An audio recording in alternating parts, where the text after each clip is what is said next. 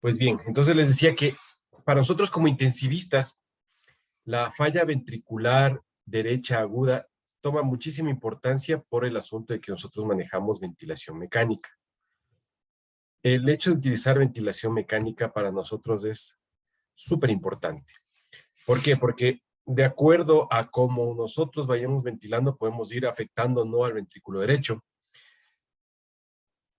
Tradicionalmente, nosotros imprimíamos presiones muy altas hacia los pulmones con el ventilador mecánico, pero poco nos mirábamos hacia el ventrículo derecho a ver cuál era el problema que estamos causando en la hemodinamia.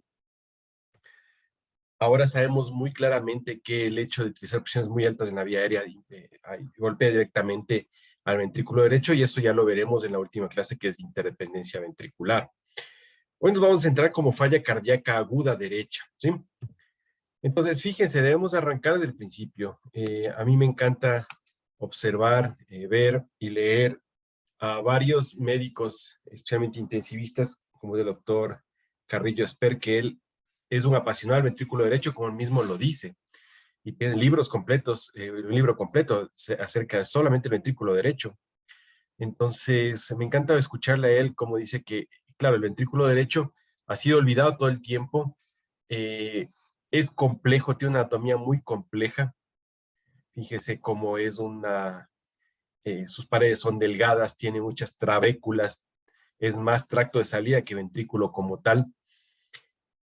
Estas trabéculas son famosas por albergar aquí adentro siempre trombos, por eso la cantidad de trombos suele quedarse aquí atorada, pues estas trabéculas tienen más o menos funcionan como una malla para atrapar los trombos de acá, y suelen tenerlos guardados ahí, después salen a la circulación pulmonar. Algunos lo dicen que no es realmente un ventrículo, sino que es una vena ensanchada. Y de ahí también parte la dificultad de su manejo. ¿Por qué? Porque esta es una cavidad que al tener poco músculo, tiene poco receptor, y realmente la administración de fármacos inotrópicos no tiene mucho donde actuar porque hay poco músculo realmente. Entonces, por más dosis que se le da de inotrópicos, muy poca reactividad se ve en el músculo del ventrículo derecho, y suele ser un problema muy grave manejarla con inotrópicos, que no suele haber mucha respuesta. Otra cosa súper importante del ventrículo derecho, que es una cavidad de baja presión, que tolera grandes cantidades de volumen, porque ya va todo el retorno venoso, como ustedes ya saben, estoy discutiendo con el doctor Maldonado, va todo el retorno venoso, ya va cantidades, litros en el retorno venoso, pero no tolera bien las presiones, una cámara de baja presión. Fortuna e infortuna. ¿Por qué? ¿Por qué fortuna? Porque puede albergar mucho volumen, pero poca presión. Sucede que como el ventrículo derecho está hacia adelante, como por anatomía ustedes saben que está fijado está mirando hacia adelante, hacia la parte de la cara posterior del esternón y las costillas, es la cavidad que suele estar más implicada en lesiones cuando hay traumas de accidentes comunes o traumas diatrógenos. Por ejemplo, cuando queremos hacer una pericardiocentesis. Pues no es lo mismo meterse con un catéter al ventrículo o a la aurícula derecha que meterse a la aurícula o ventrículo izquierdo. Seguramente el paciente que se va al lado izquierdo se va a exsanguinar rápidamente, el lado derecho va a darnos un chance de hacer algo más. Entonces, yo he presenciado eh, perforaciones de ventrículo derecho y de aurícula derecha, tratando de hacer pericardiocentesis en la terapia intensiva de colegas cirujanos cardíacos.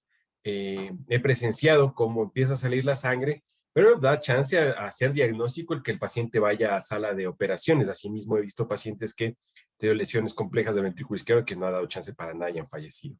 Entonces, tolera muy bien el volumen, pero tolera muy mal la presión, el ventrículo derecho. Fíjense que también, recordando un poco de la fisiología del ventrículo derecho, su forma de contraerse es distinta. Además, nosotros tenemos siempre la idea de que el ventrículo hace esto, ¿no es cierto? El ventrículo izquierdo. Y regularmente se puede ver que hace algo por el estilo. Pero fíjense lo que hace el ventrículo derecho. El ventrículo derecho, primero, que tiene un movimiento hacia abajo, es un acortamiento hacia la pared libre, y por otro lado hace que sus Esto es una vista superior, ¿no es cierto? Aquí está el ventrículo izquierdo redondo, aquí está el ventrículo derecho en una forma de semiluna. Fíjense cómo acerca los planos hacia el septum interventricular. Fíjense, este va para acá, esto es para adentro y hacia abajo, ¿sí? Entonces tiene una forma de contraerse bastante distinta, bastante particular. Eso debemos tomar en cuenta. Me voy a retirar de aquí para que puedan observar. Entonces, anatomía compleja, una semiluna, ¿cierto? Que cuando aumentan las presiones, como tolera muy mal las presiones, ¿sí? En lugar de hacer su movimiento de contracción, ¿cierto? Para acá, cerrarse, empieza a abrirse. ¿Y qué pasa? Cuando empieza a tolerar mal las presiones, empieza a fallar, este septum interventricular, en lugar de hacer movimiento para acá, hace para acá, ¿cierto? Y empieza a disminuir la cámara izquierda. Y al disminuir la cámara izquierda, se cae el gasto cardíaco, ¿ok? Entonces, fíjense que una cavidad de bajas presiones, le metemos alta presión, no tolera bien y lo que hace es tratar de desplazar el septum interventricular, que como hemos estado aquí, es parte de su forma contráctil, hace movimiento contrario y nos deja sin gasto cardíaco prácticamente. Aquí hay una tablita donde hace una comparación entre ventrículo derecho y ventrículo izquierdo. Fíjense que el ventrículo derecho es más un infundíbulo, ¿sí? El izquierdo tiene una continuidad mitroaórtica, tiene una configuración diferente. Este tiene una forma semicircular, el derecho, el izquierdo es circular prácticamente.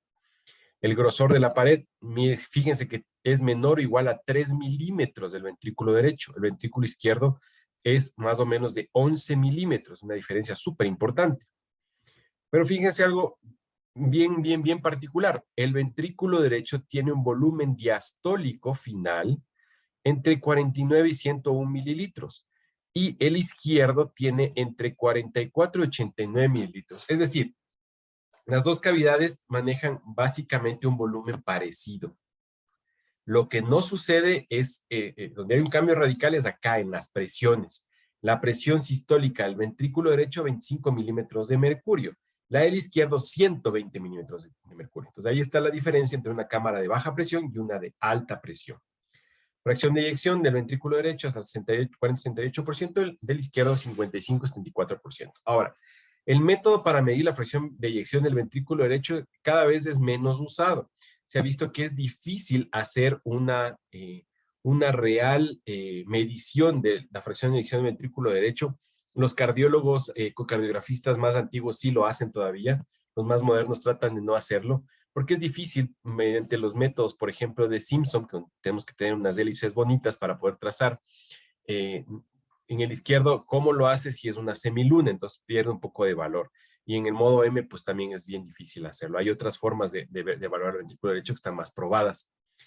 Ahora, otra cosa que es súper importante, y si ustedes recuerdan en la primera clase, les decía que el ventrículo izquierdo trata de defender la diástole. ¿Por qué? Porque la perfusión coronaria predominantemente se hace en diástole del ventrículo izquierdo. Del ventrículo derecho es en las dos fases, ¿ok?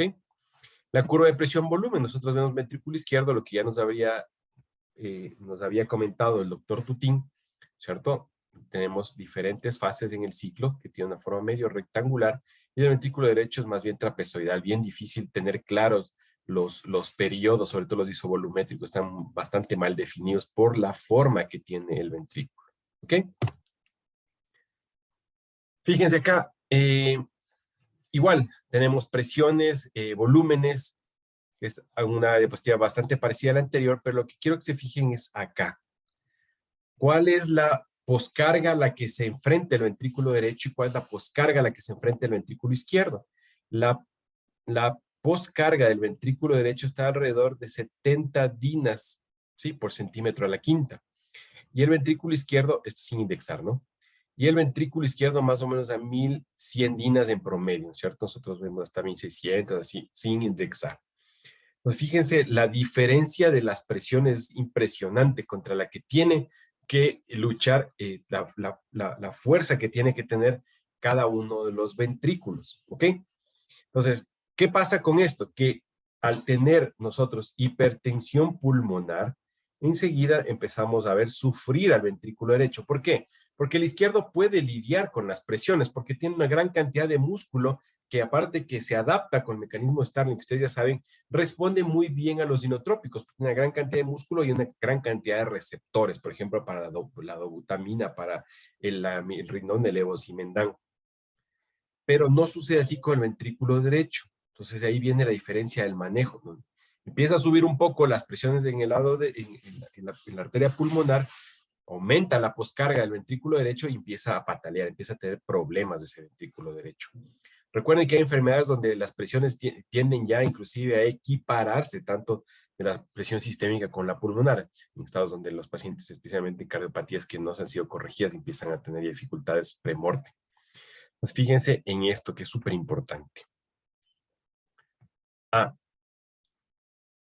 igual, ¿no? El ventrículo derecho, como tiene menos músculo, también se adapta muy bien a la precarga, tolera muchísimo mejor la precarga que el ventrículo izquierdo. El izquierdo, como no suele ser demasiado complaciente porque es duro, o ustedes alguna vez han visto un físico culturista haciendo ballet, no puede, porque tienen músculos fuertes, músculos duros, que son muy poco complacientes, que se estiran poco, pero son muy fuertes. Sucede más o menos algo parecido. En cambio, el ventrículo derecho, como tiene menos músculo, es más trabeculado, membranoso, entonces puede tolerar mejor los volúmenes más complacientes.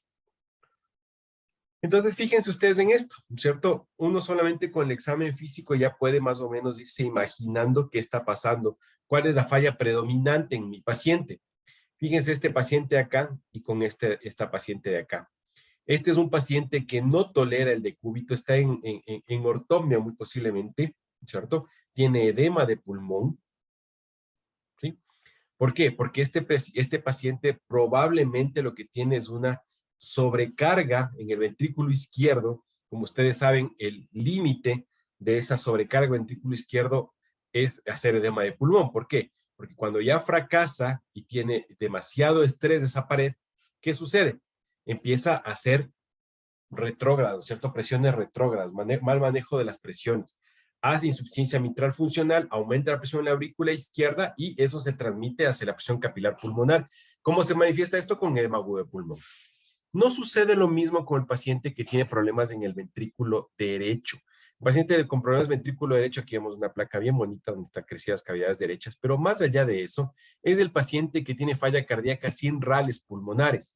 El izquierdo, claro, tiene edema agudo de pulmón, tiene que tener rales, pero el que tiene falla pura derecha no tiene por qué hacer rales, porque la falla del ventrículo derecho lo que hace es representarse en la circulación sistémica y lo que va a presentar es edemas, ¿cierto? Signos de congestión venosa periférica, ¿ok?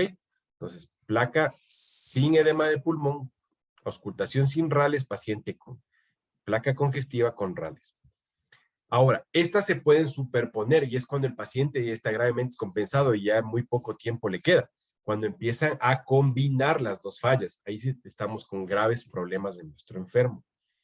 Y claro, el paciente cuando va combinando las dos fallas, simplemente se va acercando a la muerte, como vemos ese análisis de supervivencia. Hay diversas formas se han buscado de evaluar el ventrículo izquierdo y el ventrículo derecho. Fíjense esta bonita forma de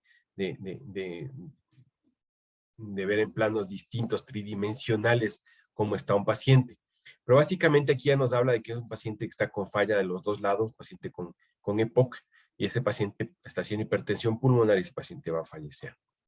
Ahora, igual que que en todo, nosotros buscamos siempre como tener algo más de evidencia para decir, sí, este enfermo tiene un problema de falla cardíaca y yo necesito medir algo para estar más seguro. Esa es nuestra naturaleza como médicos, ¿cierto? Decimos, sí, la clínica está clara, pero necesito algo más. ¿Correcto o incorrecto? Sí existen. Existen muchísimos marcadores que me pueden dar la idea de que está un paciente con falla cardíaca, en este caso falla ventricular derecha.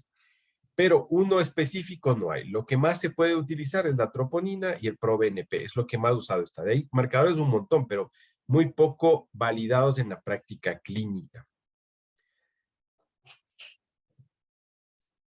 Cuando la mayor dificultad del ventrículo derecho es la hipertensión arterial pulmonar.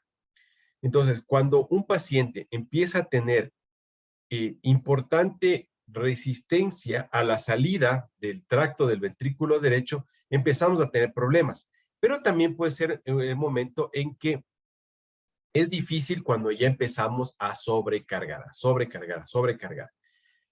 Aunque, si bien es cierto, hemos dicho que tiene gran tolerancia a la precarga el ventrículo derecho, también es cierto en que no debemos exagerar en el manejo.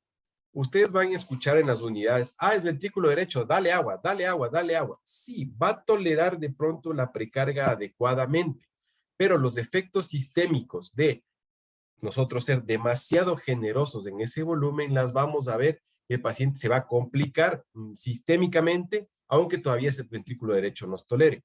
Entonces hay que tener mucho cuidado y ser equilibrados. Ya no es como antes, ventrículo derecho, infarto ventrículo derecho y choque, dale agua, dale agua, dale agua, pero llevamos 4 litros, dale agua. Tampoco es así, ya no es así. Más bien uno tiene que ir midiendo cómo va respondiendo el enfermo. Ahora bien, cuando empieza el paciente a tener falla ventricular derecho, sucede que también existen mecanismos que van agotándolo, ¿cierto? Ese paciente que tiene un metabolismo oxidativo normal, que su ATP está generándose adecuadamente a partir de la glucosa, tiene estables sus niveles de ATP y su mitocondria está estable, está trabajando normal. Pero cuando empieza a fallarse, empieza empezamos a tener productos de la cadena oxidativa, empieza a oxidar más, ¿cierto? Empieza la glicólisis a aumentarse. La generación del ATP ya no es un 70-30 como normalmente es, sino que empieza a echar mano un poco más de la glucosa, empiezan a verse desesperado por energía, empieza a caer el ATP, empieza a tener disfunción mitocondrial, como todo. Entonces, progresivamente, mientras el paciente va haciendo hipertensión pulmonar, sea crónica o peor aún, sea aguda, esos pacientes se va viendo que van teniendo disfunción y se van acercando a la muerte. Pues mientras va aumentando el grado de hipertensión pulmonar, más va aumentando el grado de falla y va el paciente teniendo menos defensas y probablemente fallecerá. Esto básicamente son estudios que dicen lo mismo. Pero claro, ¿dónde nosotros debemos actuar en estos enfermos? Nosotros tenemos que ver realmente dónde está el problema. Pero como les digo, el problema principal generalmente es en los capilares pulmonares, en la presión capilar pulmonar que genera hipertensión pulmonar. Entonces, el problema principal epidemiológicamente para el ventrículo derecho siempre ha sido la arteria pulmonar, ¿sí? Entonces, ahí es donde se generan los problemas. Ahí es donde surgen los inconvenientes porque empieza a aumentar la presión pulmonar y empieza a tener más dificultades para vaciarse el ventrículo derecho sobre la arteria pulmonar. Y al tener este tipo de dificultades, lo que va a suceder es que va a empezar a fallar el ventrículo derecho, ¿sí? ¿Cómo puede estar dada esta falla? Esta falla puede estar dada porque hay un problema intrínseco, ¿sí? De el pulmón con hipertensión generada a través de los capilares pulmonares en la membrana alveolo capilar, un pulmón fibrótico, un pulmón con EPOC, que no tiene adecuada difusión de gases, empezamos a tener zonas que se van dañando progresivamente, entonces empieza a aumentar la presión ahí. Y eso se va transmitiendo en contracorriente hacia la arteria pulmonar. Otro problema frecuente es cuando hay trombos que ocluyen la circulación pulmonar, ¿cierto? Eso es bastante obvio. Si hay zonas donde no circula la sangre, obviamente se va a aumentar la presión. Como ya vamos a ver después en la clase de válvulas, nosotros vemos que si estamos con una manguera regando el jardín y nosotros ponemos un dedito en la mitad del chorro del agua, ¿qué va a suceder? Va a dispararse, ¿no es cierto? Va a aumentar la presión, no el flujo, porque yo no he modificado el flujo de agua, pero va a alcanzar el chorro más lejos porque vamos a modificar esa presión.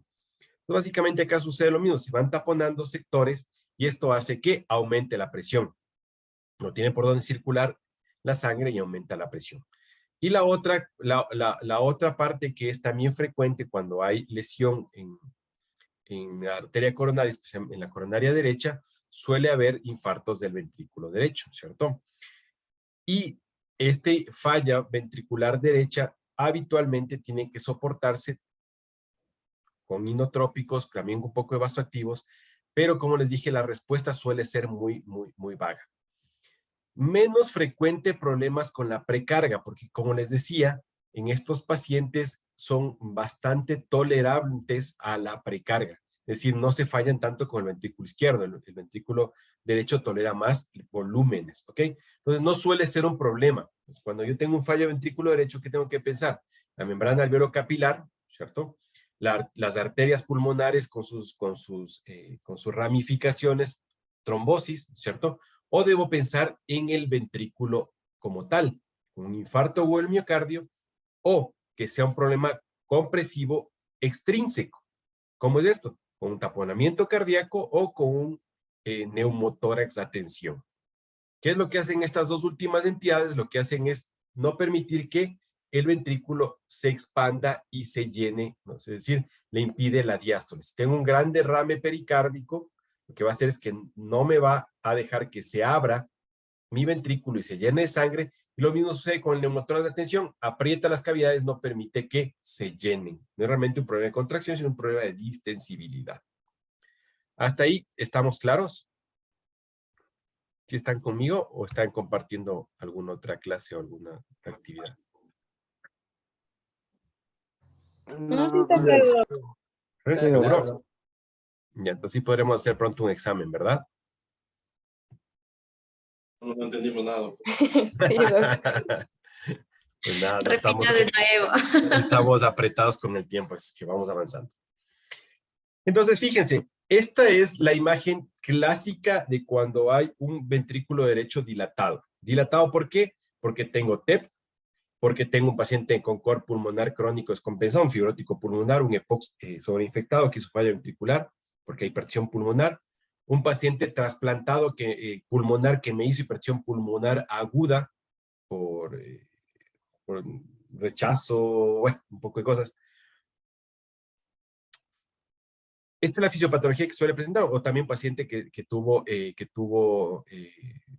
bueno, básicamente hipertensión pulmonar, porque los infartados suelen comportarse así.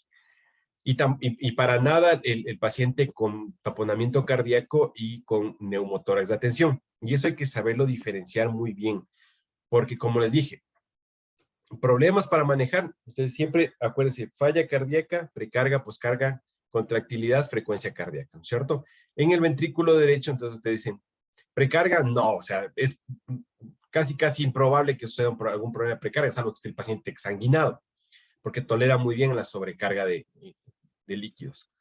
La contractilidad sí, si está infartado. La poscarga sí, porque puede estar con un embolia pulmonar o puede tener un cor pulmonar agudo descompensado.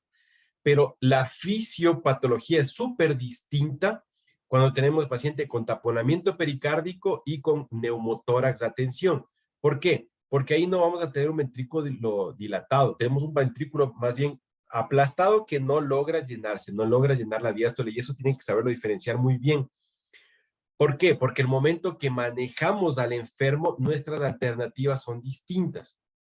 Si yo tengo un paciente con hipertensión arterial pulmonar, lo que voy a buscar es abrir la presión arterial pulmonar, dilatar esas arterias, ¿cierto? Con fármacos.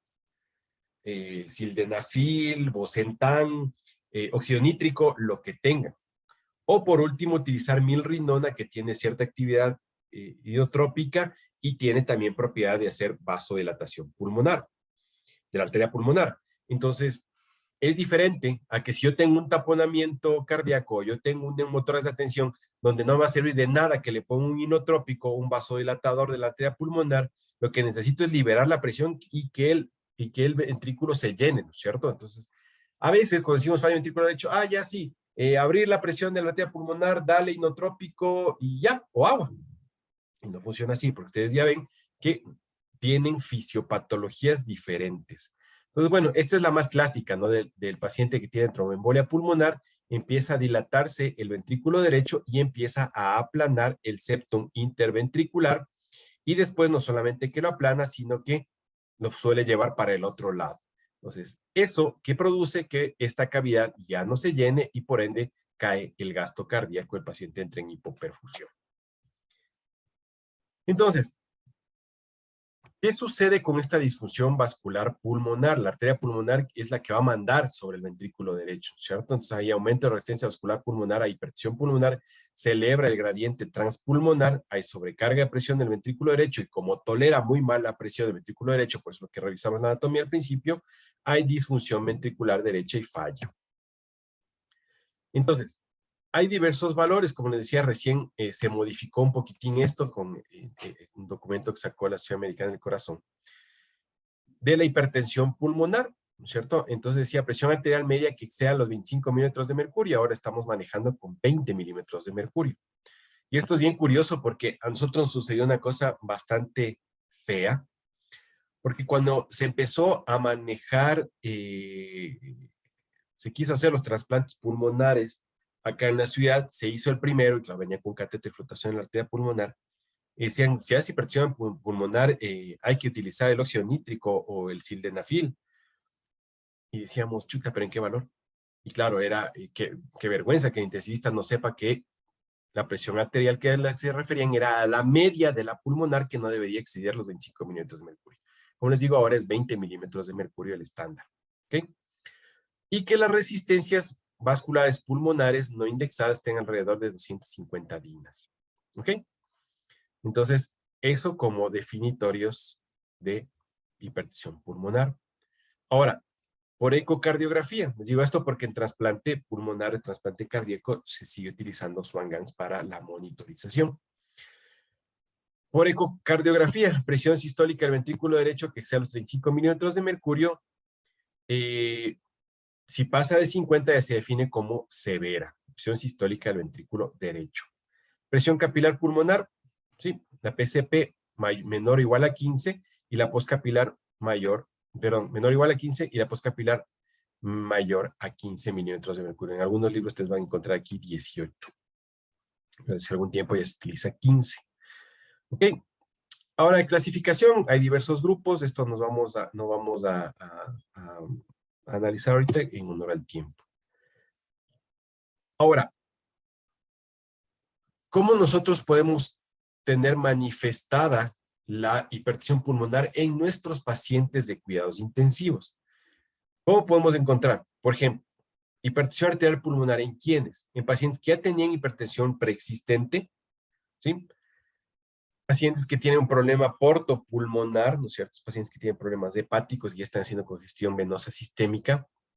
Pacientes que tienen VIH y pueden ser hipertensión pulmonar, enfermedades del colágeno, colagenopatías de varias que actúan sobre los pulmones, lo endurecen y terminamos con problemas de hipertensión pulmonar, ¿sí?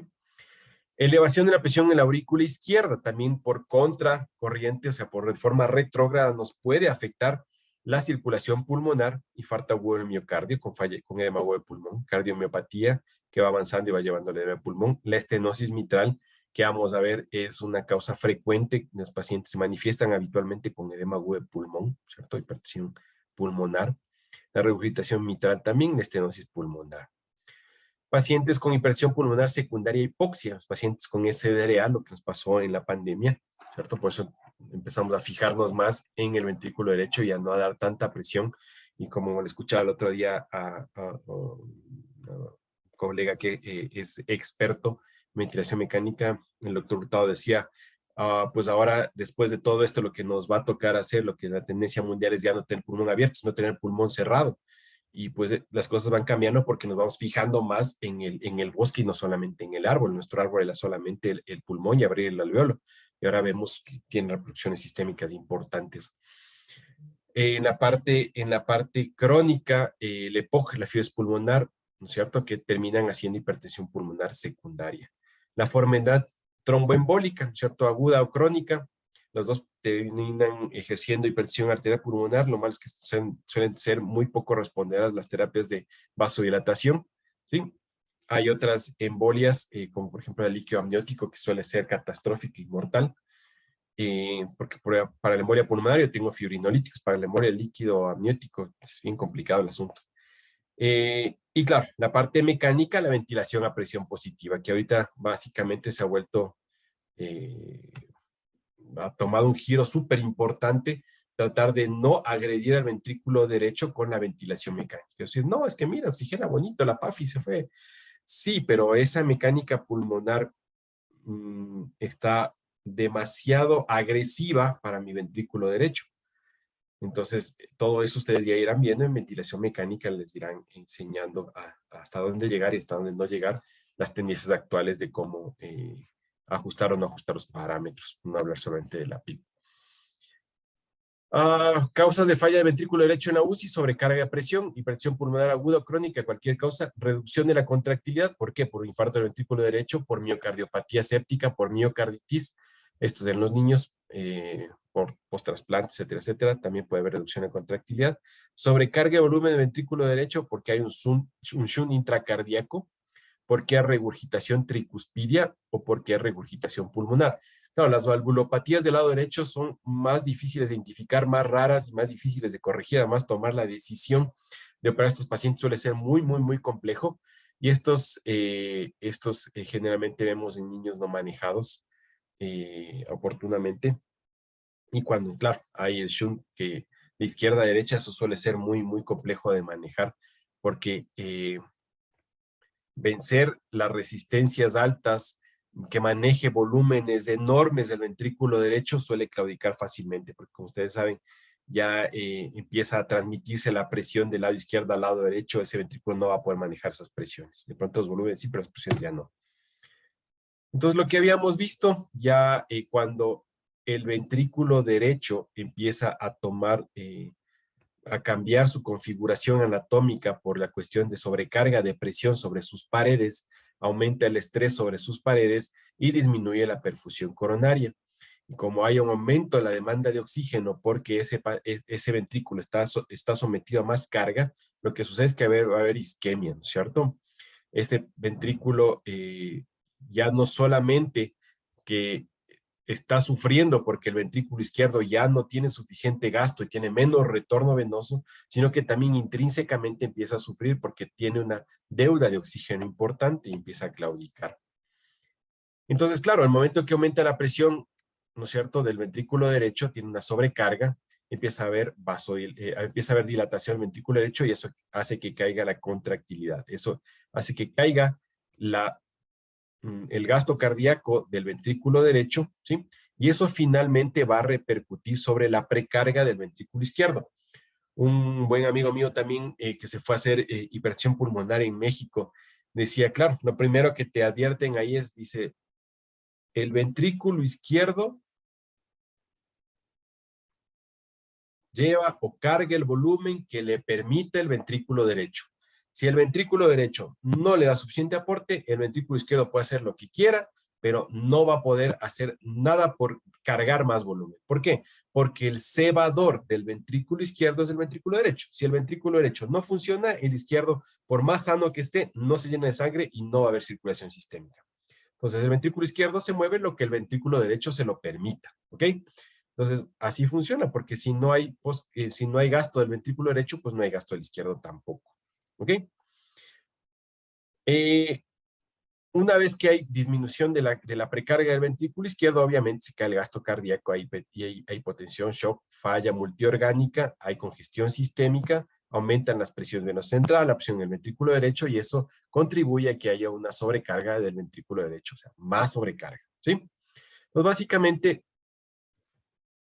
es lo que les había dicho, o sea, si el derecho no funciona, el izquierdo no funciona, y empieza a haber hipoperfusión sistémica.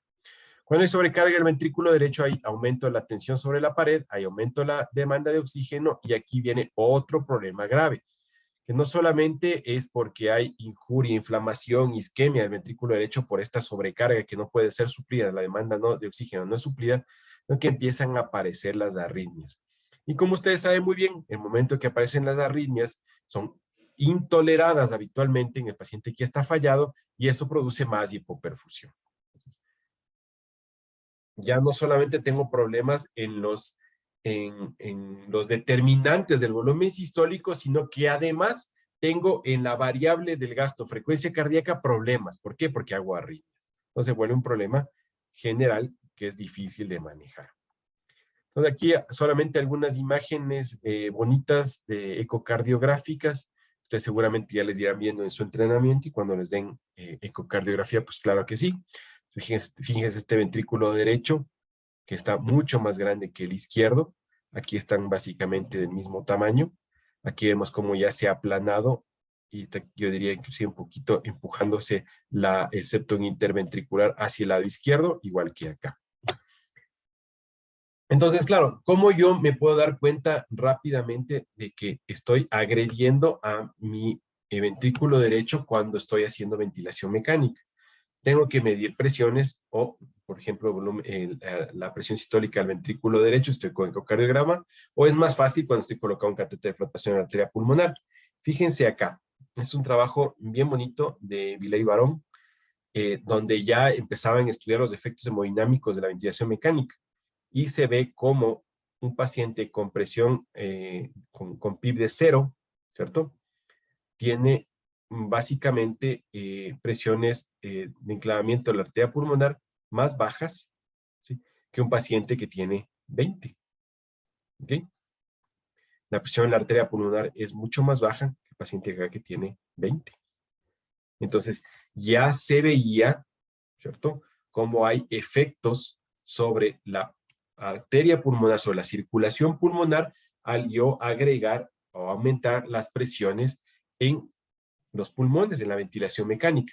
Entonces, de aquí parte que mucho de la ventilación protectiva, sí, la ventilación protectiva para nuestros pulmones, pero también protectiva para mi circulación pulmonar y mi ventrículo derecho. O sea, que tener siempre muy, muy, muy en cuenta. Por eso la tendencia actual es utilizar menos PIB que antes. Aquí ustedes también pueden fijarse cómo un paciente con 5 de PIB, estamos graficando acá 5 de PIB, ¿sí? ¿Ok? Con 300 de volumen y con una presión plató de 31. Pero a este paciente, con los mismos parámetros, pero pronado, después de 3 sesiones de prono, ¿sí?, logramos que esa presión plató, que estaba acá, ¿cierto? Ustedes saben que esta es la presión plató, estaba en 31 centímetros de agua, ha bajado a 26. ¿Sí? ¿Cómo? Con las sesiones de prono. Entonces, nuestro paciente, que yo ya no puedo hacer mucho más por tratar de no comprometer la presión en la arteria pulmonar, ¿cierto? Ya la hemodinamia también se me está golpeando el ventrículo derecho, estoy haciendo fallar, pero ya no tengo a dónde llevarlo más porque ya está con ventilación protectiva, ultraprotectiva, con volúmenes ultraprotectivos, estoy con pi baja, pero igual se me sigue golpeando, ¿cierto? Entonces en ese paciente se ha visto que ponerlos en prono los mejoró y eso al principio nada aceptado. Fíjense que esto es del 2012, nada aceptado, mucha gente que controversias y que no, que como así, que ni sé cuánto. Las primeras veces se intentó pronar, se fracasó en los intentos porque había mucha resistencia al intensivista y ahora saben que es un estándar de manejo. Entonces, básicamente se va demostrando que van habiendo técnicas que tratan de proteger la circulación pulmonar y el ventrículo derecho. O sea, aquí hay muchos trabajos hechos en pacientes con SDRA, con injuria pulmonar, SDRA la mayoría, con ultrasonido y con catéteres de reflotación de la arteria pulmonar, donde a los pacientes con SDRA se veía que tenían impacto sobre, o sea, la ventilación mecánica había impacto sobre la presión en la arteria pulmonar o sobre la PVC o la presión de oclusión en la arteria pulmonar, sobre el TAPSE y la dilatación ventricular. Entonces tiene directa relación la ventilación mecánica con la hipertensión pulmonar y la función del ventrículo derecho. Y siempre tienen que pensar, ajusto a mis parámetros, cómo estoy incidiendo en mi ventrículo derecho. Mucho cuidado.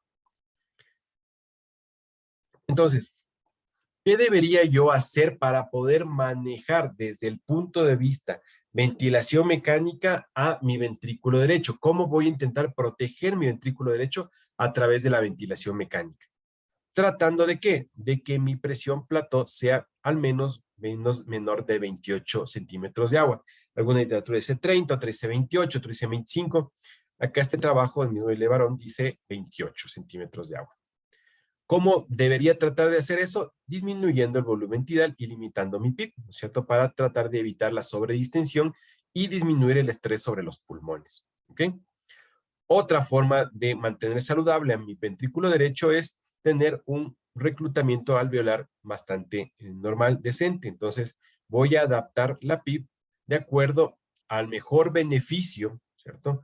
Donde abra la mayor cantidad de alveolos, pero sin causar aumento de las presiones de la arteria pulmonar. Eso como método. ¿Cómo puedo hacerlo? Pues aumentando la oxigenación, ¿no es cierto? ¿Por qué? Porque si bien es cierto, yo al abrir los alvéolos tengo una ganancia de oxigenación, pero también evito que haya vasoconstricción hipóxica. Ustedes ya han de haber visto fisiología respiratoria, ¿cierto? Ustedes saben que cuando hay hipoxia hay vasoconstricción, ¿cierto? Y eso también es un problema para mi circulación pulmonar. Entonces, si yo abro alvéolos, no con maniobras de reclutamiento, no con PIB altas, sino voy abriendo progresivamente con maniobras, como por ejemplo un reclutamiento, aunque mucha gente no lo acepta así, una maniobra de reclutamiento progresivo pasivo es el prono. Entonces, mejoro mi oxigenación, disminuye la vasoconstricción hipóxica, disminuye la presión en la arteria pulmonar. Entonces, mucho ojo con aquello. La hipercarbia controlada, ¿cierto? Estos son valores a nivel del mar, más difícil tener estos valores acá en Quito, al menos muy poco estudiado realmente. Si yo ya no puedo controlar la hipercarbia, yo debería utilizar algún otro tipo de método para manejar esto. Algunos lugares disponen de removedores externos de CO2, ¿sí? Incrementar el tiempo respiratorio, o sea, tratar de evitar a toda costa que el paciente haga autopip, modificando los tiempos, ojalá calculando las frecuencias con constantes de tiempo, que ustedes ya lo deben saber muy bien a estas alturas del posgrado. Incrementar los mecanismos de circulación pulmonar, considerar la posición prona. Esto siempre nos va a ayudar, bueno, no siempre, pero en la mayoría de escenarios este indicado nos ayuda bastante bien. Aumentar la compliance pulmonar, disminuir el espacio muerto. Todo esto nos va a servir para que nuestro ventrículo derecho esté saludable. Entonces, simplemente para que vean que el hecho de que aumente el CO2, el hecho de que caiga el oxígeno, también tiene implicaciones sobre nuestro ventrículo derecho. Entonces, ¿qué es lo más frecuente en nuestro fallo ventricular derecho en cuidados agudos, en cuidados intensivos? Isquemia, infarto del ventrículo derecho, embolismo pulmonar, exacerbación de enfermedad pulmonar crónica, ¿cierto? El SDRA, la sepsis y la hipertensión arterial crónica que se descompensa. Esto es lo más frecuente, ¿no? Ahora, hay otras causas menos frecuentes como es el taponamiento cardíaco, que ya les dije que la fisiopatología es súper diferente y la solución es súper diferente. O sea, hay que liberar la presión, tanto si es neumotoras como es taponamiento cardíaco. Las arritmias más difícil de manejar y controlar, esta es la parte de la congénita, nosotros casi no vemos. Las valvulopatías son raras, pero sí existen. La regurgitación tricuspide, la regurgitación pulmonar, el estones pulmonar, ¿por qué? Porque este no es pulmonar, obviamente va a estar aumentada la presión en la arteria pulmonar y va a haber fracaso del ventrículo derecho. Y la regurgitación tricuspide lo que hace es mantener un estado permanente de sobrecarga del ventrículo derecho. ¿Por qué? Porque el momento que se contrae el ventrículo derecho e intenta liberar la sangre hacia la arteria pulmonar, hay un remanente que se va hacia la aurícula derecha. ¿Y qué sucede? Que en el siguiente latido va a venir lo que traía la circulación sistémica más la fracción regurgitante, entonces va a haber una sobrecarga de ese ventrículo derecho que progresivamente no va a poder manejarla, ¿ok? Las cardiomiopatías, esto es la displasia ritmogénica, esto sobre todo en pequeños, la miocarditis, la postquirúrgico cirugía cardíaca, esto también suele ser bien complejo de manejar, habitualmente se van a soporte mecánico del ventrículo derecho, ojalá con sistemas como circulación mecánica externa, con sistemas probados, portables, no portables, etcétera, etcétera. Nosotros, como tenemos poca disponibilidad acá, lo que utilizamos es la centrífuga de la circulación extracorpórea. En este tiempo que yo llevo cuidados intensivos he visto solamente 3 pacientes con soporte ventricular mecánico adaptado a nuestro hospital, que desarman la circulación extracorpórea y le ponen la centrífuga conectada hacia el ventrículo derecho. Obviamente no tienen ni membrana de remoción CO2 ni nada. sí de una oxigenación que se tiene que estar cambiando frecuentemente, pero la idea es que se dé soporte mecánico, ¿verdad? De ellos, de los tres solo ha sobrevivido uno, de los que yo he visto, que es experiencia ninguna en todo caso, pero anecdótica sí. Desórdenes hematológicos que suele tener problemas sobre el alveolo, el intersticio pulmonar y finalmente su presión pulmonar. Esto ya discutimos en el anterior, hemos discutido toda la charla. Esto simplemente para que ustedes se fijen que la anatomía es compleja, la irrigación sanguínea, esto y ustedes lo deben manejar muy bien y lo van a volver a repetir cuando vean isquemia cardíaca. Esto para que ustedes se fijen básicamente que mientras más cosas dispongan o más formas de darse cuenta de las cosas dispongan, es mejor en su monitoreo. El arte de hacer cuidados intensivos no es saber hacer uno u otro sistema de monitoreo, sino saber agrupar toda la información que me dan tanto la clínica como los exámenes de laboratorio y sistemas de monitoreo para poder interpretar lo que tiene mi paciente y darle la solución más fisiológica posible. Es decir, fallo de ventrículo derecho. Para mí ese paciente tiene un clarísimo fallo de ventrículo derecho. Pero claro, no puedo yo decir solamente con clínica vamos a dar este tratamiento. No. Entonces yo tengo que comprobar dónde está el fallo. ¿Ok? Entonces, si ese fallo es porque tiene un problema de precarga, trato de mejorar esa precarga. Si tiene un problema de contractilidad, trato de mejorar la contractilidad. Si tiene un problema de poscarga de ventrículo derecho, trato de mejorar esa poscarga de ventrículo derecho. Si tengo un problema de arritmias, trato de modificar las arritmias. Pero claro, si no tengo nada de eso y tengo un taponamiento cardíaco, voy a tratar de modificar todo para liberar ese taponamiento cardíaco. Entonces, de eso se trata. Entonces, yo tengo una forma de monitorizar y voy sumando cositas, me voy a tener más elementos para dar un juicio de valor final y poder dar un tratamiento. Entonces, fíjense acá, vemos una vena cava inferior colapsándose. Me dice, no, eso doctor ya no sirve para valorar la precarga. Un ratito, yo no estoy diciendo que estoy valorando la precarga con eso. Estoy simplemente tomando un elemento más para armar mi rompecabezas llamado paciente. ¿Ok? Entonces, fíjense, el paciente si a priori tengo esa imagen, pues voy a buscar un método que sea validado para poder valorar bien la precarga de ese paciente, ¿cierto? Aquí nosotros vemos, por ejemplo, el área fraccional, ¿sí? Del ventrículo derecho. Entonces, ya es otro elemento más que yo utilizo para valorar mi ventrículo derecho. Aquí yo estoy viendo básicamente, ya, la excursión del anillo tricuspidium, ¿cierto? ¿Alguien me puede ver cómo se llama eso? El TAPSE. Correcto. Entonces, es otro elemento más que yo voy sumando, porque a veces solamente no tiene TAPSE, tanto el ventrículo derecho está bien, un ratito, o sea, sí, el TAPSE es un buen elemento, es un gran elemento para la evaluación del ventrículo derecho, pero vamos sumando a las demás cosas, ¿ok? Esto ya es con Doppler pulsado, ¿cierto? Entonces vamos viendo el Doppler pulsado, cómo se representa la onda S acá. Entonces ya lo van aprendiendo más. Tenemos ecocardiografía tridimensional, ¿no es cierto? Entonces voy agregando un elemento más. Entonces ya vi la clínica, ya hice un análisis de dónde puede estar mi problema. Entonces a ese problema yo le voy sumando cómo están las presiones, si tengo monitoreo invasivo, mínimamente invasivo, totalmente invasivo. Pues voy sumando cosas. Ahora, como los tiempos van evolucionando, nosotros no nos podemos quedar en el pasado. Lo que nos toca buscar es métodos que sean probados y que nos digan, sí, sabes que si el paciente tiene esto, probablemente tenga disfunción del ventrículo derecho.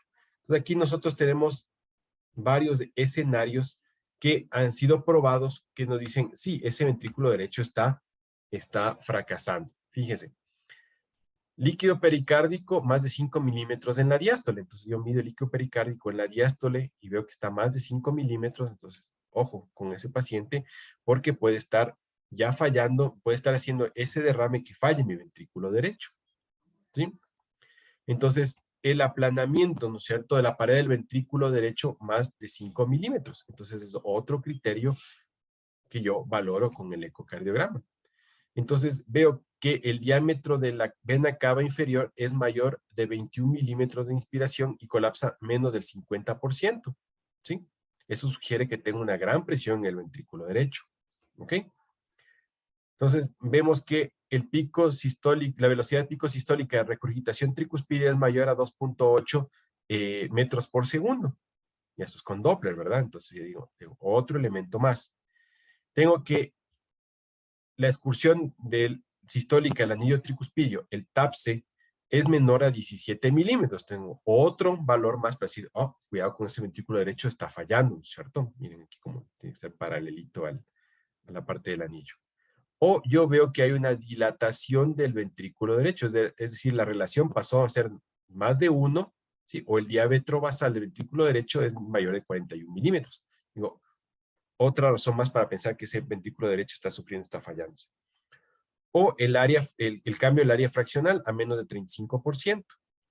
O vemos que la dependencia interventricular está cambiando, ¿no es cierto? Que ya no tenemos un septo interventricular que es como una semiluna del ventrículo derecho, sino más bien que está aplanando el septo o que está venciendo el septo hacia el otro lado, lo que habíamos visto en los gráficos iniciales. O la velocidad sistólica S en el anillo tricuspidio menor a 9.5 centímetros por segundo, ¿cierto? O la longitud de la pared libre del ventrículo derecho menos del 20%. O el índice de performance del ventrículo derecho, ¿no es cierto?, mayor a 0.54. Entonces ya es ecocardiografía avanzada, ¿cierto? O en un 3D, ¿no es cierto?, la fracción de edición del ventrículo derecho menos del 45%. Entonces, como se le había abandonado tanto al ventrículo derecho, ahora se lo estudia muchísimo. Y si ustedes se fijan en la guía de la tromboembolia pulmonar, la última que salió, ya nos ponen todos estos parámetros como datos que nos hablan de que hay un sufrimiento ventricular derecho y que ese paciente probablemente sea candidato a fibrinolisis. Entonces, una de las entidades que nosotros más manejamos en terapia intensiva es precisamente la embolia pulmonar. Y como ustedes ya deben saber, nosotros definimos de embolia pulmonar masiva cuando hay choque, hipoperfusión y datos de falla del ventrículo derecho. Aquí están los datos de falla del ventrículo derecho. Esto es básicamente para el manejo. Entonces, vamos a resumir esto en honor al tiempo en las diferentes circunstancias. Aquí están los datos que revisamos hace un ratito. Bueno, vamos a ver más adelante el manejo. Ahorita vamos a ver que también hay formas por laboratorio, a ver si de confirmar que nuestra sospecha que hay una falla, con el ProBNP, el BNP y la troponina. No, los otros marcadores realmente no tienen demasiado rendimiento diagnóstico y estos no son específicos del derecho, sino de falla en general. ¿Sí? Entonces, ¿qué debería yo, qué me debería a mí hacer pensar que el paciente tiene problemas? Paciente con shock, con hipotensión, cuidados intensivos, que tengo datos de disfunción del ventrículo derecho. ¿Por qué? Porque tengo dilatación del ventrículo derecho, tengo hipocinesia, presiones elevadas, tengo, cuando le hago una tomografía, pues me pongo a ver los ventrículos y veo que el ventrículo derecho está dilatado, está elevado el BNP o el ProBNP, su presión NT, tengo elevadas las presiones en las yugulares, ¿cierto? ¿Sí? O tengo dilatada la vena yugular, ¿cierto? Y le hago troponina están elevadas. Entonces yo tengo causas para pensar que ese ventrículo derecho está afectado. Entonces, como en todo, como les digo, siempre tengan este esquema mental. Ustedes van a pensar en corazón, van a pensar en hemodinamia, tengan su esquema mental, precarga, poscarga, contractilidad, volumen sistólico. Volumen sistólico más frecuencia cardíaca, gasto cardíaco y gasto cardíaco. Finalmente, ver cómo está la perfusión. Entonces, lo primero que tengo que analizar es precarga, poscarga, contractilidad. Si tengo realmente, estos me están influyendo sobre la disfunción del ventrículo derecho. Además, tengo que ver la taquicardia. Entonces, no es invento mío, ¿cierto? No es ocurrencia mía. No, si se solamente enseña la precarga, poscarga, contractilidad. Sí, porque en los libros también está, en los artículos también está. Fíjense que una vez que yo tengo claro qué está pasando en mi volumen sistólico, ahora voy a dar el paso siguiente, que es la frecuencia cardíaca. ¿Por qué? Porque las disfunciones de todo esto hacen que haya aumento en la demanda de oxígeno, aumento del estrés sobre aumento de la tensión, y eso generalmente, y eso va a producir isquemia, ¿cierto? Hipoperfusión coronaria, aumento de necesidad de oxígeno, no hay suficiente aporte coronario porque está disfuncionado, y esto me mete un círculo vicioso de la isquemia, ¿cierto? Y esto finalmente hace que me caiga el gasto cardíaco. Entonces, es más esquemas mentales para más o menos ir viendo cómo podemos manejar al paciente. Fallo ventricular derecho agudo, ¿hay una causa tratable? Es decir, ¿tiene embolia pulmonar o infarto del ventrículo derecho? Sí, entonces trátalo. Si yo tengo un infarto del ventrículo derecho, pues el paciente tiene que ir a sala de cateterismo, porque este paciente está en shock, ¿cierto? Entonces tiene que ir a sala de cateterismo. Y tengo que ir monitorizando la función ventricular derecha. Ahora, no tengo una causa tratable o no fue mi tratamiento exitoso, porque también sucede que no puedo abrir la arteria culpable del infarto o que no es candidato a trombolisis o es fallida la trombolisis, no tengo trombectomía mecánica. Entonces, tengo una excesiva precarga, entonces yo tengo que ir a tratar de disminuir esa excesiva precarga. ¿Cómo? Haciéndolo bien al paciente, ultrafiltrando con una máquina de sustitución de la función renal. Tengo excesiva poscarga, entonces tengo que corregir los factores que pueden generarme un aumento de la poscarga del ventrículo derecho. ¿Cuál es? La hipoxisquemia, la acidemia por hipercarbia o un volumen pulmonar anormal, cuando tenemos un paciente con pulmones sobredistendidos. Entonces, todo lo que estamos hablando, habíamos hablado al principio, ahora lo estamos resumiendo acá, ¿cierto? Entonces, la precarga, reduzco el volumen circulante. La poscarga, corrijo los factores que pueden estar influyendo sobre aumentar la presión arterial pulmonar, que es hipoxisquemia, como la vasoconstricción hipóxica, la acidemia por hipercarbia, ¿cierto? Y el aumento del tamaño del volumen pulmonar, ¿por qué? Por sobredistensión, ¿ok? Entonces, está disminuida la perfusión del ventrículo derecho, ¿sí? Entonces, ¿cómo yo debo actuar? Debo revertir, ¿sí? La hipotensión sistémica. Entonces, donde debo utilizar vasopresores. Y aquí viene un consejo que es súper importante. A veces decimos, no, es que es ventrículo derecho, entonces le voy a poner vasodilatadores, inotrópicos y nada más. Sí, pero el paciente está chocado. No te va a aguantar la presión. Y nosotros tenemos que garantizar que haya suficiente presión en el circuito para que el paciente después tenga precarga, tenga retorno venoso. Entonces, si yo no logro sostener una adecuada presión sistémica, no voy a tener un buen retorno venoso y tampoco voy a darle suficiente precarga al ventrículo derecho. Entonces, no es pecado mortal poner vasopresores en estos pacientes, ¿sí? Entonces, yo tengo que tratar de aguantar también la circulación sistémica. ¿Con qué? Con vasopresores, ¿sí? Ahora, si yo tengo, además, ya objetivamente, está disminuida la contractilidad de mi ventrículo derecho, tengo que maximizar esta función de los miocitos, corrigiendo las anormalidades. Por ejemplo, si una miocardiopatía séptica, la única solución que tengo es corregir y tratar la sepsis, ¿ok? Pero cuando todo esto ha fallado, ¿cierto? Me fallaron los vasodilatadores pulmonares, me fallaron los vasopresores, me fallaron los inotrópicos, entonces yo debería considerar darle soporte mecánico externo o que sea candidato el paciente a un trasplante pulmonar emergente que en nuestro país sigue siendo una panacea. Entonces, otro esquema mental, ¿cómo yo debería manejar a este paciente? Primero, ver qué tan severo está. Y eso va de mi evaluación, cómo está la presión arterial, cómo está el estado mental, cómo está en resumen, cómo está la perfusión. Mediadores, evaluación bioquímica, claro, con el lactato, marcadores del hígado, porque si hay congestión venosa hepática, pues se van a elevar las transaminasas, las bilirrubinas, ver cómo está la función renal, ¿sí? Recuerden que un paciente que se congestiona, que ya tengo irritación yugular, que tengo reflejo hepatoyugular presente, que tengo además miembros inferiores, ese paciente muy probablemente está con la poscarga renal muy aumentada y voy a tener falla renal por este motivo. Entonces, mucho ojo con aquello. Le hago imágenes, un ecocardiograma, una tomografía del tórax para poder ver cómo está la arteria pulmonar, ver cómo están las dimensiones del ventrículo, la relación del ventrículo izquierdo con el derecho. Sí puedo hacer una evaluación invasiva con un catéter central o un catéter de arteria pulmonar. Siguiente paso, identificar cuál fue el disparador que inició todo esto. ¿Es la sepsis? ¿Es una arritmia? ¿Es suspensión de drogas, suspensión abrupta de drogas? Y darle el tratamiento específico. Si es un infarto, pues yo le hago un cateterismo cardíaco para reperfundir. Si es que es una embolia pulmonar aguda, pues tengo que fibrinolizar para reperfundir. o si es que no puedo con fibrinolíticos, hacer trombectomía mecánica. ¿Ok?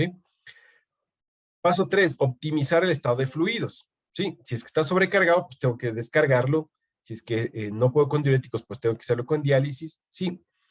Y tengo que tener siempre cuidado con que yo esté sobrecargando a este paciente. Este paciente en paso 2, paso 3 ya debería estar en terapia intensiva. Mantener la presión sistémica es algo que a veces nos olvidamos. Estamos pensando en el derecho, nos olvidamos de la presión sistémica. Debo garantizar la presión sistémica. ¿Con qué? Con vasopresores, porque tiene dos funciones. Me eleva la presión, tiene presurizado el circuito, tiene moviéndose, me estresa volumen, me hace vasoconstricción venosa que me va a ayudar al retorno venoso. Entonces no se olviden de vasopresores, en este caso a la cabeza la norepinefrina. Considerar inotrópicos si tengo reducidas las presiones, ¿cierto? O tengo una falla intrínseca a la contractilidad, entonces levosimendan, butamina o milrinona que hay en nuestro medio, que son inhibidores del fosfodiesterasa. Entonces, claro, la milrinona, como les decía, es un fármaco que teóricamente tiene doble función. La una que estimula la contractilidad de los dos ventrículos, pero también tiene la capacidad de producir cierto grado de vasodilatación de la arteria pulmonar. Por eso, teóricamente, es un fármaco ideal para el fallo ventricular derecho por hipertensión arterial pulmonar, pero no es de la práctica clínica tan maravilloso como yo le pongo y se mejora el paciente. Hay que irlo titulando, causa efectos sistémicos, también causa taquiarritmias, suele hacer vasodilatación sistémica también y se me cae la presión. Entonces, el saberlo titular, el saberlo manejar también es complejo. Y finalmente, cuando yo tengo problemas de la poscarga, en este caso en la arteria pulmonar, puedo utilizar óxido nítrico nitroso inhalado y prostaglandinas inhaladas o inyectables. Las inyectables más contundente su acción, pero también con efectos sistémicos que hay que tener cuidado. Y en estos pacientes donde ya estoy en los pasos 5 o 6, hay que considerar la posibilidad de que den soporte mecánico con ECMO. En este caso, porque estoy tratando de manejar la parte hemodinámica, habitualmente se coloca un ECMO venoarterial. Esto es básicamente lo que vimos primero, la causa, ¿cierto? Algo súper importante sobre el aporte de líquidos. El excesivo aporte de líquidos sobre el ventrículo derecho también puede generarme problemas, ¿cierto? Los líquidos pueden empeorar mi interdependencia ventricular, pueden empeorar el estado de shock y es importante reconocer la sobrecarga del ventrículo derecho y si es necesario, pues, debo llevar el balance negativo. Porque ustedes clásicamente les habrán enseñado que, no, tienes infarto de ventrículo derecho, cuidado los diuréticos, más bien dale más líquidos, cuidado la nitroglicerina, no vais a vasodilatarte. Sí y no. Entonces, como ahora tengo más elementos para juzgar cómo está mi precarga, mi poscarga, mi contractilidad, entonces yo puedo ir utilizando las terapéuticas que sean las más adecuadas y no como receta de cocina. Porque decíamos, ventrículo derecho, agua, gracias, hasta luego. No, ahora vamos viendo que también sobrecargar demasiado a ese paciente puede hacerle fallar más. Optimizar la presión sistémica, como decía, con norepinefrina, esto ya vimos. Asegurar la presión de la raíz aórtica, es súper importante que se le dé a estos pacientes buena presión con norepinefrina o vasopresina, fenilefrina, lo que ustedes tengan. ¿Cuáles son mis metas con los inotrópicos? Puede ser una saturación venosa mixta o una venosa central mixta más 70, venosa central más de 65, no, perdón, venosa central más 70, venosa mixta más 65 y un índice cardíaco más de 2. Alternativas, aquí podría ser la milrinona. La butamina, ustedes saben que actúa sobre beta 1 y beta 2, incrementa la contractilidad miocárdica, también tiene la capacidad, aunque un poco menor de que la milrinona, de disminuir las presiones de la arteria pulmonar, ¿sí? Tiene sinergia con el óxido nitroso en pacientes con hipertensión pulmonar, pero induce taquiarritmias, ese es el pero de la dobutamina, ¿no es cierto? Y habitualmente se utiliza en conjunto con vasopresores porque también suele haber vasodilatación sistémica y hipotensión. La milrinona, ¿cierto? Aumenta el AMP cíclico intracelular, reduce las resistencias vasculares sistémicas, aumenta la contractilidad. No produce, pues sí produce, pero no en la misma medida que la dobutamina. También induce vasodilatación sistémica, por eso se debe utilizar en conjunto con vasopresores habitualmente. El levosimendan, sensibilizador de la troponina C al calcio, inhibe selectivamente la fosfodiesterasa 3, reduce la hipertensión pulmonar, las resistencias vasculares pulmonares, perdón, de forma importante y mejora la eficiencia del ventrículo derecho, pero también induce vasodilatación sistémica y hipotensión, por eso hay que utilizarlo habitualmente con vasopresores. Disminuir la poscarga, el epoprostinil, como prostanoides intravenosos. Otras alternativas, el óxido nitroso, el hilopros, el sildenafil intravenoso, ¿cierto? Al reducir la poscara del ventrículo derecho, se optimiza la acopla del ventrículo derecho, circulación pulmonar, ¿cierto? Entonces, en los agudos funciona mejor. Ya cuando el paciente tiene una falla, ya hipertensión crónica, funcionan menos. Y ojo, cuando funcionan, yo he visto en casos que tratan de utilizar, por ejemplo, tabletas se me acaba de ir el nombre, bueno, de fármacos que ayudan a la hipertensión pulmonar primaria en pacientes de cuidados intensivos. Y eso no está aprobado en ningún lado, ¿no? Entonces, por ejemplo, darle Bosentan en tabletas a un paciente que está con una hipertensión arterial pulmonar secundaria, poco probable que funcione. Esos fármacos son para hipertensión arterial pulmonar primaria. Y esperar que una tableta haga efecto a un paciente en choque bastante difícil es, pero sí se ha visto casos que utilizan. Igual el epoprostenol, todos estos en nuestro país realmente no disponibles.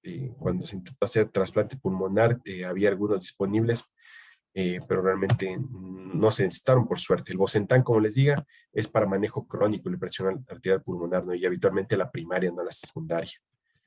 Entonces, aquí están algunos de opciones: el epoprostenol intravenoso, aquí están las dosis de carga, el sildenafil a dosis baja 0.05 miligramos por kilo, la milrinona 50 microgramos kilogramo de entrada, después 0.35 a 0.75. Los inhalados, nosotros de lo que tenemos alguna idea es con los inhalados del óxido nitroso, 5 a 80 partes por millón. Entonces, tiene una forma de graduar que se conecta en una T al ventilador mecánico, y de formar el Bosentan y el sildenafil, pero eso, como les digo, es para los crónicos con presión primaria más que nada. Entonces, lo que les había dicho, estrategias de protección pulmonar: evitar la hipoxemia, evitar la acidosis, la anemia, las arritmias, la hipercapnia, las presiones mesetas altas y las atelectasias. Procedimientos invasivos percutáneos desesperados, como por ejemplo abrir el septo interatrial para que haya cambio de presiones, y lo que sí es útil es una pericardiocentesis. Considerar trasplante pulmonar donde haya disponible, o soporte externo mecánico donde haya disponible. Esto ya entra en la parte del trasplante pulmonar que no vamos a ver este rato. Soportes del ventrículo derecho, dispositivos como el ECMO, el Novalung y balón de contrapulsión intraórtico. Si bien es cierto, no es soporte directamente para el lado derecho, pero a través de aliviar las presiones en el izquierdo con el balón de contrapulsación, podría haber algún beneficio en el derecho. Aquí tenemos un ECMO veno-arterial, que ustedes ya en un momento lo conocerán, y seguramente ustedes serán la generación que ya empiece a usarlo más seguido. Esta paciente en ECMO no quiere decir que deba estar intubada, ni ventilada, ni planchada con relajantes, pues estar haciendo sus actividades con el ECMO. Es el Novalung, donde no tiene realmente funciona con las mismas presiones del paciente, no tiene como acá un aparato, una centrífuga que vaya moviendo los flujos, que va extrayendo y poniendo. Esto funciona con la misma presión del paciente. Pues, y nada, muy importante en estos pacientes donde ya se me acaban las opciones terapéuticas. Si es en agudo es más fácil, ¿no? El paciente tiene una tromboembolia pulmonar masiva donde falló la fibrinolisis o la extracción mecánica de los trombos, o no es candidato para ninguna de esas terapéuticas, o no dispone de terapéuticas, que sería terrible. Falla ventricular derecho, he dado todas las formas posibles de tratamiento y no funciona, pues el paciente tiene que pasar a adecuación de esfuerzo terapéutico si no tengo otra opción. Y mucho más importante en nuestro medio, que los pacientes que ya traen hipertensión arterial pulmonar crónica o falla de ventrículo derecho, porque hacen cor pulmonar, porque tienen EPOC y fibrosis pulmonar, los pacientes ya deberían tener voluntades anticipadas para decisiones de fin de vida. Y eso debería ser una labor diaria de los neumólogos, de ir conversando con los pacientes con EPOC y con fibrosis pulmonar de cómo quieren que sea su muerte, porque los pacientes van a morir pronto, a pesar de optimizar el tratamiento, pero deberían pensar en que si quieren morir martirizados o no, porque si ustedes se fijan, las estadísticas grandes, hospitales grandes, la mayoría de pacientes con enfisemas en clases funcionales malas o fibrosis pulmonar avanzada que entra a ventilación mecánica habitualmente terminan muertos. Entonces, estos pacientes realmente quieren morir intubados, aislados de una sala de terapia intensiva o quieren tomar otro tipo de decisiones de fin de vida. Eso por el momento en lo relacionado a falla ventricular derecha. No sé si tienen alguna pregunta, alguna duda, algo que no esté claro o algo más que quieran conversar o saber. Hola, Doc, buenas tardes. Yo tengo una pregunta. Sí, dime. Con respecto a los diuréticos, ¿qué tipo de diuréticos se podría utilizar o cualquiera? No hay diferencia. Diuréticos de asa. Recuerden que los diuréticos usados para descongestionar a un paciente en falla cardíaca de elección son diuréticos de asa. En la cabeza, furosemida. Furosemida intravenosa a dosis altas, ¿no? Cada vez se va desmitificando la dosis de la furosemida, porque antes decían, no, 20 miligramos, qué miedo. Y ahora ya vemos que los cardiólogos utilizan cada vez dosis más altas, más altas, más altas de furosemida para descargar pronto al paciente, para romper la fisiopatología de la falla cardíaca. Gracias. ¿Okay? Yo, Doc, buenas tardes, Doc. ¿Qué tal el uso de dentro de la evaluación ecográfica, el uso del BTI, del tracto de salida del ventrículo derecho? ¿Es práctico? ¿Nos da información? Porque eso lo mencioné al comienzo, pero después en el grafiquito de ese artículo no estaba. No. Del tracto de salida del ventrículo izquierdo, BTI, no está demostrado que No, que del ventrículo derecho, Doc. El BTI del ventrículo derecho.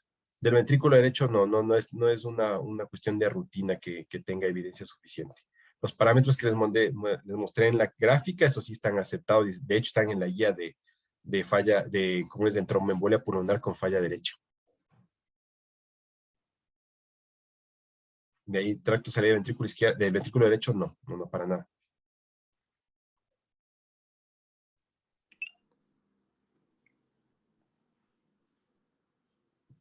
¿Algo más? ¿Alguien más? Yo una pregunta, Doc. Uh-huh.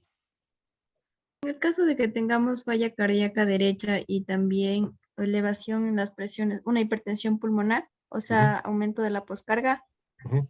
ahí tal vez nos podría servir la dobuta o no. Sí. Sí les puede servir si es que no tienen milrinona. Entonces, de alguna manera te va a servir porque va a aumentar un poco la contractilidad y te va a haber un cierto grado de vasodilatación pulmonar, de la arteria pulmonar, un poco más marcado con la milrinona. Pero, como les decía, no es la gran panacea tampoco, no es que, uy, te pusiste y el paciente mejoró, no. Y a veces el efecto sistémico de la vasodilatación sistémica te produce más hipotensión que nada y tú dices, chuta, le puse la dobutamina y el paciente está más hipotenso y tuve que duplicar la dosis de la norepinefrina. Entonces es difícil de utilizar, es difícil de titular. Igual con la milrinona tiene básicamente los mismos problemas. Entonces sí se puede usar, pero siempre estas terapéuticas son solamente un soporte hasta que uno le dé resolución al problema de base. Es decir, si tu falla del ventrículo derecho fue por una tromboembolia pulmonar, eso simplemente te va a hacer ganar tiempo para que tú resuelvas la tromboembolia pulmonar.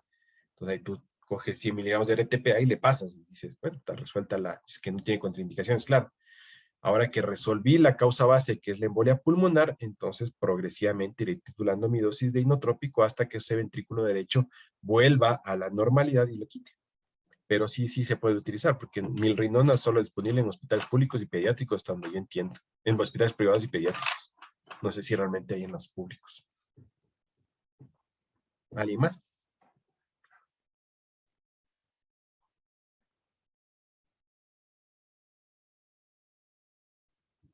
¿Sí están claros?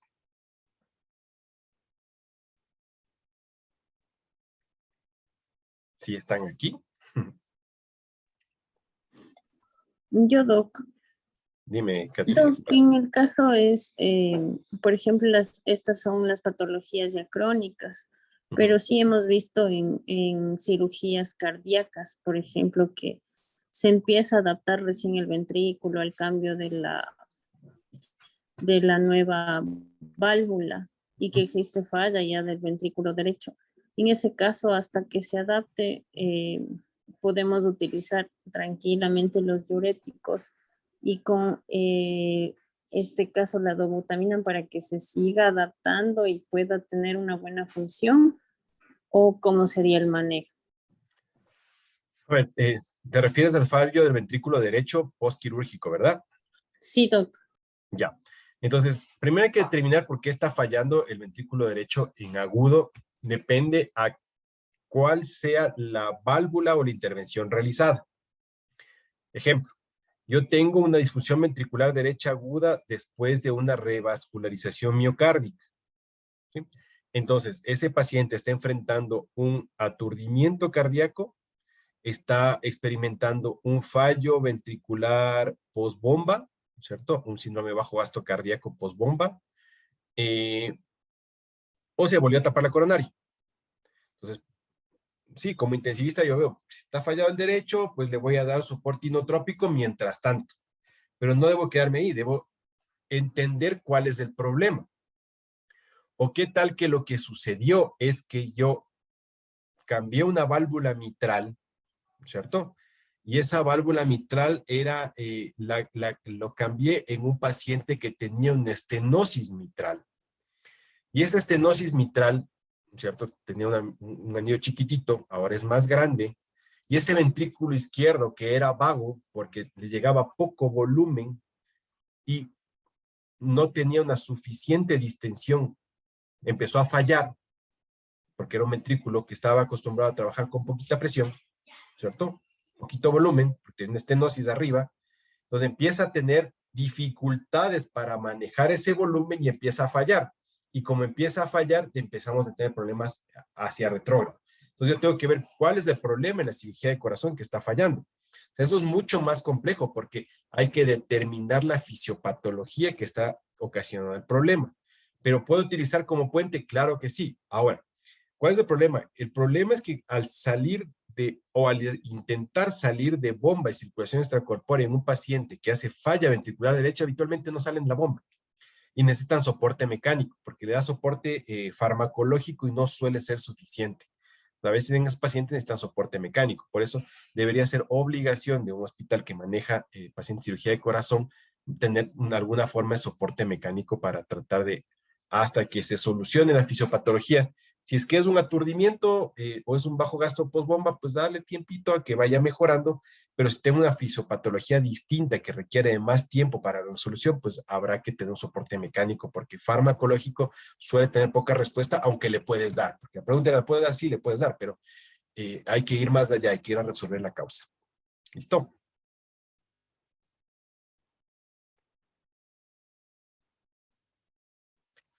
Bueno. Entonces, no sé si hay alguna otra pregunta más, sino para ya detener la grabación y nos vemos la próxima. Ojalá sea lo más prontito porque les tengo una noticia que solamente hasta el 18 de septiembre podemos pasar notas. Y ahí me faltan todavía 2 clases más con ustedes, es que tenemos que tratar de ajustar un poco nuestros horarios. ¿Listo?